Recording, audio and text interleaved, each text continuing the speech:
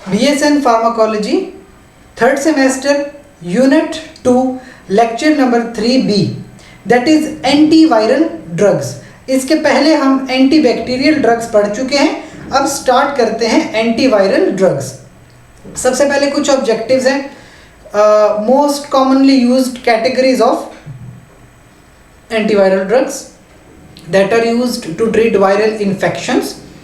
इसके बाद mechanism of action कि किस तरह से ये ड्रग्स काम करती हैं, मोस्ट कॉमनली यूज्ड ड्रग्स कौन कौन सी हैं, और क्या क्या नर्सिंग मेजरमेंट या पेशेंट एजुकेशन के हवाले से जो ज़रूरी बातें होती हैं। सबसे पहले तो देखिए रूल वही है कि आप पहले वायरस को समझ लें कि वायरस किस तरह से इन्फेक्शन कॉज करता है। वायरस का आपको समझ आ गई, उसके बाद फिर आप उसको कंट्रोल आसानी से कर पाएंगे। असल में वायरसेस होते क्या है, पहले ये चीज़ समझना ज़रूरी है। Viruses are obligate intracellular parasites. ये एक ऐसी डेफिनेशन है जो कहीं पे भी आप इस्तेमाल कर सकते हैं और वायरसेस की बहुत खूबसूरत डेफिनेशन है, ऑब्लिगेट इंट्रासेलुलर पैरासाइट्स। क्या मतलब? ऑब्लिगेट का मतलब होता है लाजमी, वो काम जो लाजमी करेगा फर्ज की तरह, जैसे उस वायरस पे फर्ज है, ऑब्लिगेट है। इंट्रासेलुलर, इंट्रासेलुलर का मतलब सेल के अंदर, इंट्रासेलुलर का मतलब सेल के अंदर। और पैरासाइट, पैरासाइट एक ऐसी चीज होती है जो आपके अंदर रहती है और आपसे फायदा उठाती है, आपको नुकसान पहुंचाती है। वो चीज जो किसी इंसान के अंदर रहे, उस इंसान से खुद फायदा उठाए और उसको नुकसान पहुंचाए, वो होता है पैरासाइट। तो हम उसके होते हैं होस्ट, और होस्ट के अंदर पैरासाइट रहता है, और पैरासाइट खुद अपने आप को फायदा देता है, होस्ट को नुकसान पहुंचाता है। तो बेसिकली इसका मतलब ये हुआ कि वायरसेस ऑब्लिगेट इंट्रासेलुलर पैरासाइट्स हैं, जिसका मतलब ये हुआ कि वायरसेस के ऊपर लाजमी है कि वो तब ही पैरासाइट्स होंगे, वो तब ही इन्फेक्शन फैलाएंगे जब वो एक सेल के अंदर होंगे। जब तक वायरस सेल से बाहर है वो कुछ नहीं कर सकता, उसका कोई नुकसान है ही नहीं। वायरस तब ही कोई फायदा, यानी वायरस तब ही कोई इन्फेक्शन कॉज कर सकता है जब वो एक सेल के अंदर होगा। ये वायरस के लिए बात लाजमी है। अच्छा, अगर वायरस का थोड़ा सा हम स्ट्रक्चर समझना चाहें, they lack cell wall and cell membrane. ना तो वायरस की सेल वॉल होती है, ना ही वायरस की सेल मेम्ब्रेन होती है। And they do not carry out metabolic process, ना ही वायरस के अंदर कोई मेटाबॉलिज्म होती है, यानी कोई राइबोसोम्स वगैरह कुछ भी नहीं होता। वायरस का सेल वॉल, सेल मेम्ब्रेन ऐसे कुछ भी नहीं है, ठीक है। They are different from other microbes. A virus cannot replicate on its own. Virus कभी भी अपनी मल्टीप्लिकेशन खुद नहीं कर सकता। जिस तरह बैक्टीरिया खुद मल्टीप्लाई करता है, फंजाई खुद से मल्टीप्लाई करता है, वायरस मल्टीप्लाई नहीं कर सकता। वायरस के लिए लाजमी है कि ये आपकी सेल के अंदर हो तभी मल्टीप्लाई करेगा, पहली बात। दूसरी बात, it must attach to and enter a host cell. Virus के लिए लाजमी है कि वो एक होस्ट सेल के अंदर रहेगा। तीसरी बात, it uses the host cell energy to synthesize protein, DNA and RNA. Virus हमारे सेल के अंदर जाके अपनी प्रोटीन्स बनाएगा और फिर अपना डीएनए और आरएनए वो तब ही बनाएगा जब वो हमारे सेल के अंदर होगा, हमारे सेल की एनर्जी का इस्तेमाल करेगा। Viruses are difficult to kill because they live inside the cells. देखिए, बैक्टीरिया को किल करना आसान था, आपने पिछले चैप्टर्स में देखा है कि बैक्टीरिया को आप मुख्तलिफ तरीक़ों से अटैक कर सकते हो, किल कर सकते हो। लेकिन क्योंकि अब आपको पता है कि वायरस आपके सेल के अंदर रहता है, तो वायरस को सेल के अंदर कैसे किल करेंगे? उसके लिए फिर आपको इस सेल को मारना पड़ेगा। लिहाजा वायरसेस को मारना थोड़ा सा मुश्किल होता है। एंटीवायरल ड्रग्स इतनी कॉमनली यूज नहीं होती जितनी एंटीबैक्टीरियल यूज होती हैं commonly. Any drug that kills a virus, अगर आपने वायरस को किसी ड्रग से किल करना है तो फिर आपको उस सेल को भी किल करना पड़ेगा जिसमें वो रहता है। अब देखिए ये एक सेल है, होस्ट सेल। होस्ट सेल का मतलब यानी आपका जो सेल होता है, किसी भी पेशेंट का जो सेल है, ये बाहर से वायरस आया, इस तरह अटैच हुआ। सबसे पहला स्टेप होता है अटैचमेंट। अब अटैच होने के बाद ये क्या हुआ, एंटर हो गया। जब ये एंटर होता है तो ये बाहर वाली कोट जो है, कोट उतार देता है, यानी अनकोटिंग करता है। वायरस के बाहर एक कोट होती है, वो कोट उतार देता है, यानी कि अनकोटिंग कर लेता है। उसके बाद ये जो वायरस के अंदर का डीएनए है, वो डीएनए इनकॉर्पोरेट कर लेता है क्रोमोसोम्स में। हमारे अपने क्रोमोसोम्स और डीएनए के अंदर वायरस अपना डीएनए डाल देता है, जिसके थ्रू वो क्या करता है, हमारे डीएनए, आरएनए और प्रोटीन्स की प्रोडक्शन पे कंट्रोल हासिल कर लेता है। उसके बाद हमारे ही राइबोसोम्स का इस्तेमाल करता है और अपनी प्रोटीन्स बनाना शुरू करता है। वायरस हमारे सेल्स का, हमारे राइबोसोम्स का इस्तेमाल करके वायरस अपनी प्रोटीन्स बनाना शुरू करता है। फिर जब इस तरह छोटी छोटी उसकी अपनी प्रोटीन्स बन जाती हैं, फिर असेंबली करता है, इन सब को असेंबल करता है और फिर से एक नया, बहुत सारे न्यू वायरसेस बना लेता है। और फिर जब बहुत सारे न्यू वायरसेस बनते हैं तो फिर वो सेल से इस तरह रिलीज हो जाते हैं। तो देखें वायरस बेसिकली क्या कर रहा है, वायरस हमारे सेल के ऊपर अटैच होके हमारे सेल के अंदर जाता है, फिर अनकोटिंग करता है अपनी। उसके बाद हमारे सेल का पूरा कंट्रोल ले लेता है, अपना डीएनए हमारे क्रोमोसोम में डालता है, फिर उसके बाद हमारे राइबोसोम्स का इस्तेमाल करके अपनी प्रोटीन्स बनाता है। बहुत सारी प्रोटीन्स और अपना डीएनए बनाने के बाद वो असेंबल करता है और बहुत सारे न्यू वायरसेस बना के हमारे सेल को मार देता है और हमारे बॉडी में इस तरह फैलता रहता है। ये वायरस इसका तरीका है इन्फेक्शन फैलाने का। तो ये देखिए वायरस का लाइफ साइकिल क्या है। सबसे पहले ये एक वायरस है, उसके बाहर एनवलप है। ये जो येलो कलर का दिखाई दे रहा है, ये वायरस का डीएनए है। तो सबसे पहले ये क्या करता है, अटैच होता है हमारे सेल के साथ। ये हमारा सेल है, इसके साथ अटैच होता है। अटैच होने के बाद ये अंदर आ जाता है। अटैचमेंट को, अंदर आने को कहते हैं एंडोसाइटोसिस। उसके बाद क्या करता है, ये जो बाहर वाली एनवलप है, अनकोटिंग करता है, अपनी कोट उतारता है और ये डीएनए इसका अलग हो जाता है। डीएनए अलग हुआ, फिर ये डीएनए जो है ये हमारे न्यूक्लियस के अंदर जाता है और हमारे डीएनए के अंदर इनकॉर्पोरेट हो जाता है, हमारे डीएनए का कंट्रोल हासिल करता है और ये अपना आरएनए बनाना शुरू करता है।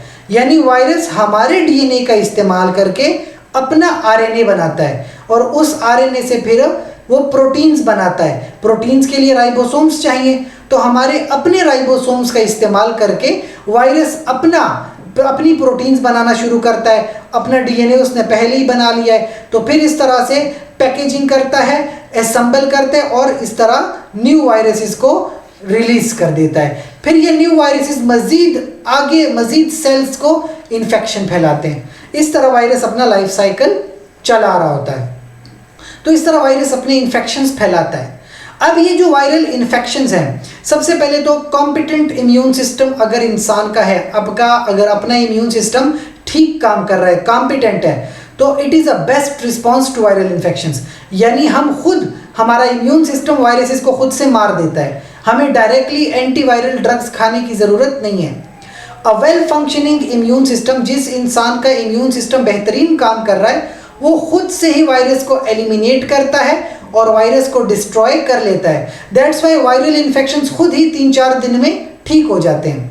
अच्छा, अगर एक बंदा इम्यूनो कॉम्प्रोमाइज्ड है, यानी एक बंदा जिसका इम्यून सिस्टम काम नहीं कर रहा, जैसे कि कैंसर के पेशेंट्स हैं, खास करके ल्यूकीमिया वाले और लिम्फोमा वाले, उन लोगों का इम्यून सिस्टम कॉम्प्रोमाइज्ड है।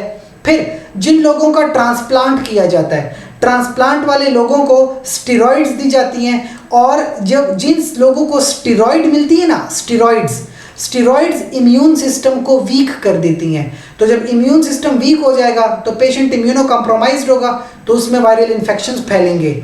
इसके अलावा जिन लोगों को एड्स की बीमारी है, एड्स है, तो एड्स में दरअसल हमारा इम्यून सिस्टम खुद ब खुद डैमेज हो जाता है। तो जिन लोगों को एड्स है उनके अंदर वायरल इन्फेक्शंस बहुत ज़्यादा फैलते हैं। तो जिन लोगों में वायरल इन्फेक्शंस बहुत ज़्यादा फैलते हैं, तो बेसिकली आपके पास जो मेजर वायरसेस हैं, जैसे कि cytomegalo virus, hepatitis virus, herpes simplex virus, human immuno deficiency virus, influenza viruses और रेस्पिरेटरी सिंसिशियल वायरस। ये बेसिकली बहुत कॉमन वायरसेस हैं जिनकी हमने थेरेपी पढ़नी है। इन वायरसेस की हमने एंटीवायरल ड्रग्स को डिस्कस करना है। देखिए, आप इतना तो जानते हो कि वायरस की कोई सेल वॉल नहीं होती। वायरस किस चीज़ का बना है? वायरस का अपना डीएनए या आरएनए होता है। कुछ होते हैं डीएनए वायरसेस, कुछ होते हैं आरएनए वायरसेस। तो वायरस या तो डीएनए के या आरएनए के बने हैं। इसके अलावा वायरस के बाहर एक एनवेलप होता है, कोटिंग होती है, ठीक है। और वायरस क्या है? ऑब्लिगेट इंट्रासेलुलर पैरासाइट है, यानी ये डीएनए हमारे सेल के अंदर लेके जाता है और फिर हमारे सेल का कंट्रोल हासिल करके हमारे नुकसान पहुंचाता है।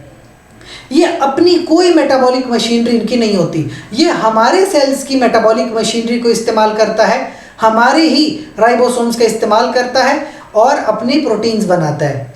अच्छा, वायरसेस हमारे सेल्स के अंदर ही मल्टीप्लाई होते हैं, ठीक है, और कुछ वायरसेस न्यूक्लियस के अंदर मल्टीप्लाई होते हैं। मोस्ट मल्टीप्लिकेशन जो होती है वो diagnosis, multiplication takes place before diagnosis is made, यानी वायरस हमारे सेल के अंदर जाता है, इन्फेक्शन फैलाता है और डायग्नोसिस बहुत लेट होती है। वायरसेस डायरेक्ट किसी इंसान में बुखार नहीं बनाता। जैसे बैक्टीरिया का इन्फेक्शन हो तो इंसान को बुखार हो जाता है, वायरल इन्फेक्शंस में डायरेक्टली बुखार नहीं होता, इसलिए आपको पता ही नहीं चलता कि आपके जिस्म में वायरल इन्फेक्शन फैल रहा है, पता ही नहीं चलता। अच्छा, जब वायरस लेट स्टेज में होता है, यानी जब वायरस जो है वो अपने इन्फेक्शन फैला चुका होता है, उसके बाद उसके सिम्टम्स जाहिर होते हैं, ठीक है। तो फिर जब आप उसके बाद एडमिनिस्ट्रेशन ऑफ ड्रग्स, यानी उसके बाद जब आप ड्रग्स देते हो, उस वक्त आप वायरल की रेप्लिकेशन को ब्लॉक करते हो, लेकिन ये बड़ी लिमिटेड इफेक्टिवनेस है। आप मतलब वायरस को उतना अच्छा कंट्रोल नहीं कर पाते। इसके अलावा कुछ छोटे छोटे मॉलिक्यूल्स हैं, इंटरफेरॉन्स। इंटरफेरॉन्स हमारे ही इम्यून सिस्टम से आते हैं।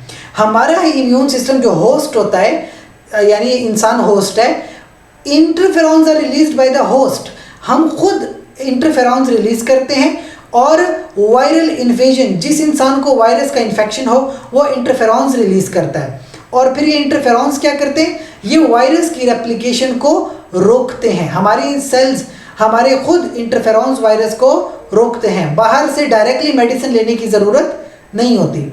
कुछ इंटरफेरॉन्स जेनेटिकली इंजीनियर्ड भी हैं, यानी कुछ ऐसे इंटरफेरॉन्स भी हैं कि आपने बाहर एज अ मेडिसिन बनाए हैं, तो वायरस का इन्फेक्शन जब होते हैं तो इंटरफेरॉन्स के इंजेक्शन लगवा के अपना इम्यून सिस्टम बूस्टअप किया जाता है।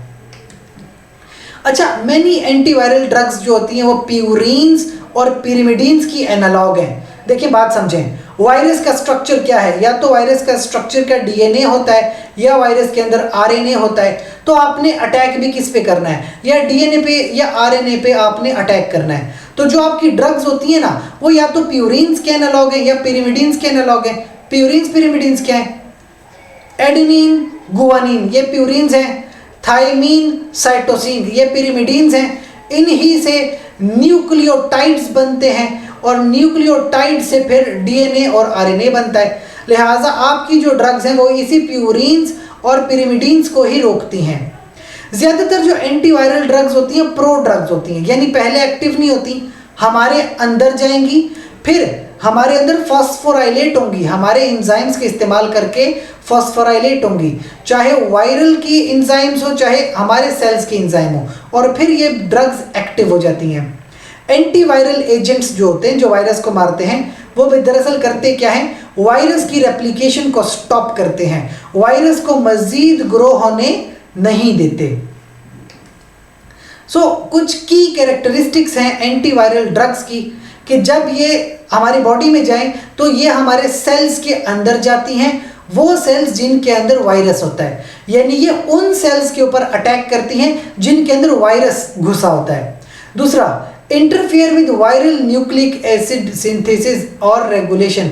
जो वायरस अपना डीएनए बना रहा होता है ना, ये वायरस के डीएनए को रोक देते हैं कि वायरस अपना डीएनए ना बना सके। इसके अलावा some drugs interfere with the ability of virus to bind to cells. कुछ ड्रग्स ऐसी भी हैं कि वायरस को हमारे सेल से बाइंड होने नहीं देती, तो जब वायरस हमारे सेल से बाइंड नहीं करेगा तो फिर वो इन्फेक्शन नहीं फैला सकता। Some drugs stimulate the body immune system, कुछ ऐसी ड्रग्स हैं जो हमारे इम्यून सिस्टम को बूस्ट अप करती हैं। जैसे अभी हमने बात की कि इंटरफेरॉन्स को हम एज अ ड्रग इस्तेमाल कर सकते हैं।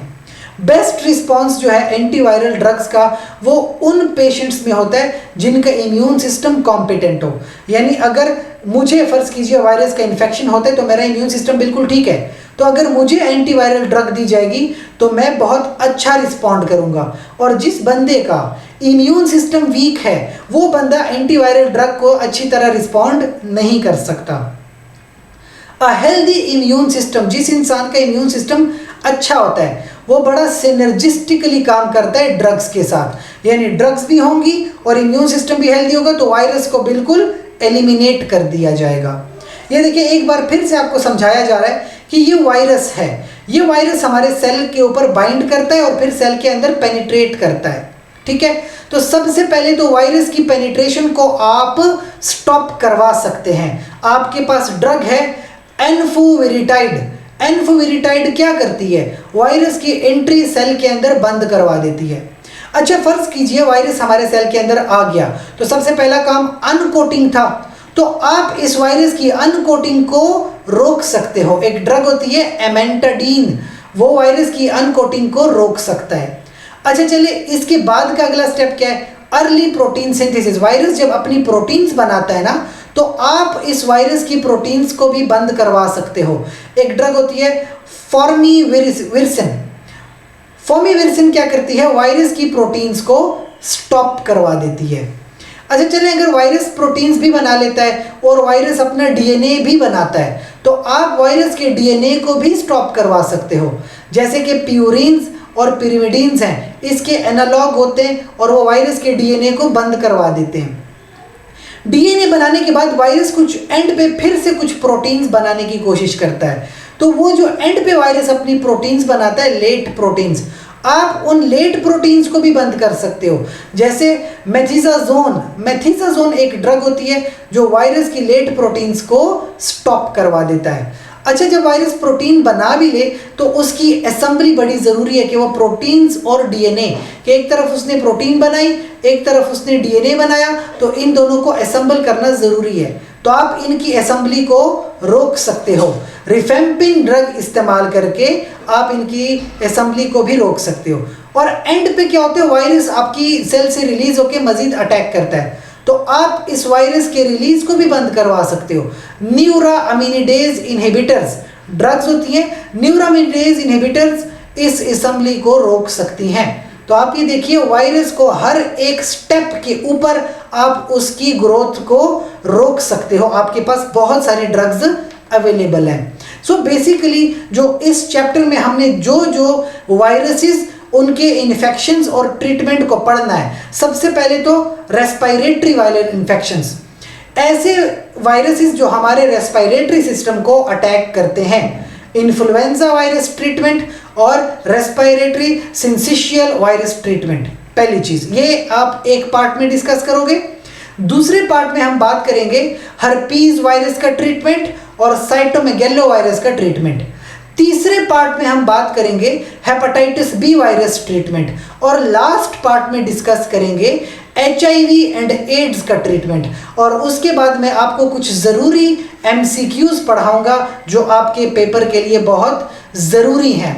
सो नेक्स्ट लेक्चर में आप देखिएगा treatment of respiratory virus infection. Next lecture से हम स्टार्ट करेंगे।